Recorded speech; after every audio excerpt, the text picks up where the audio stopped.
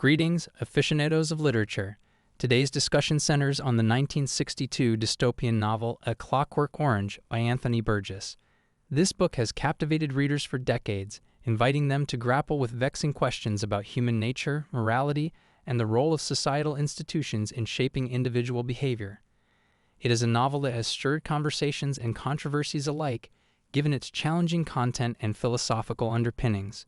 Now let us embark on a comprehensive summary of this intriguing narrative. In a dystopian future that serves as the backdrop for A Clockwork Orange, we meet Alex, a 15-year-old who spearheads a gang of young thugs known as Droogs. Alongside him are his accomplices, Pete, Georgie, and Dim. They speak in a colloquial dialect called Nadsat, a fusion of Russian and English slang that adds a unique layer to the story's texture. The narrative opens with the gang engaged in acts of gratuitous violence, looting, and sexual assault.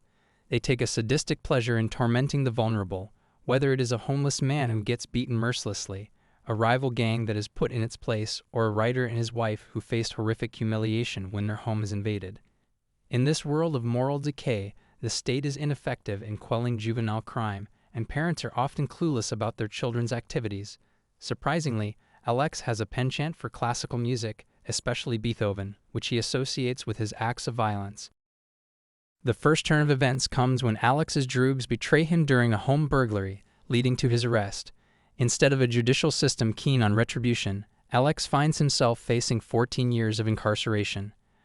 But he learns about an experimental aversion therapy known as the Ludovico technique, which promises to rehabilitate criminals, making them physically incapable of violent behavior.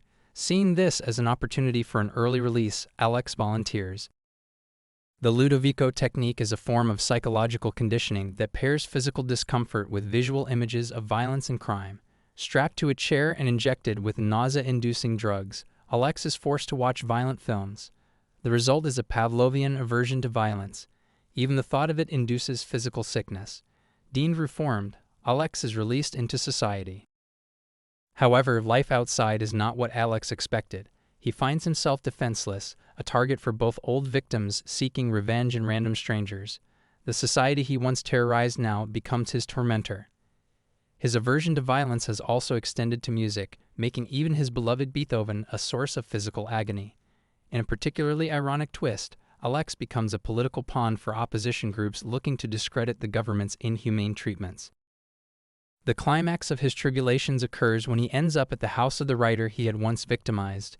Initially taken in as a political pawn against the government's conditioning techniques, Alex is subjected to classical music, triggering insufferable pain and leading him to attempt suicide. After being hospitalized for his suicide attempt, Alex becomes a public figure. The government, eager to avoid a scandal, reverses the effects of the Ludovico technique.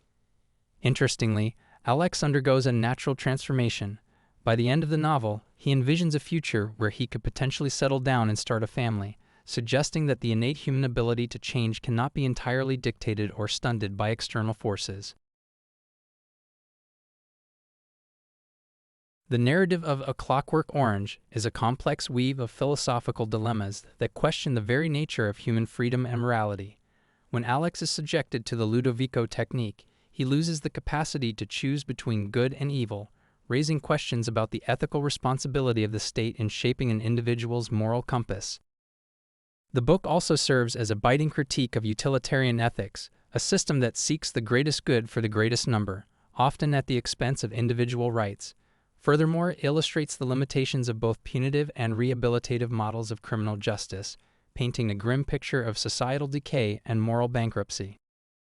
The use of the invented Nadsat dialect is a powerful stylistic tool. It not only adds a unique cultural context, but also serves to distance the reader from the brutality of the events, making them ponder the gravity of Alex's actions and the society that has given rise to such monstrosities. To sum up, Anthony Burgess's A Clockwork Orange is an enduring work that continues to provoke deep ethical and philosophical debates. It stands not only as a narrative of an individual's journey from moral depravity to a nuanced understanding of life, but also serves as a mirror reflecting societal flaws and the ethical complexities that come with attempts at social engineering. For those intrigued by thought-provoking literature that challenges the conscience and incites intellectual curiosity, subscribing to this channel would be a step toward regular enriching content. Thank you for your time, and until our next insightful exploration, may your reading be ever rewarding.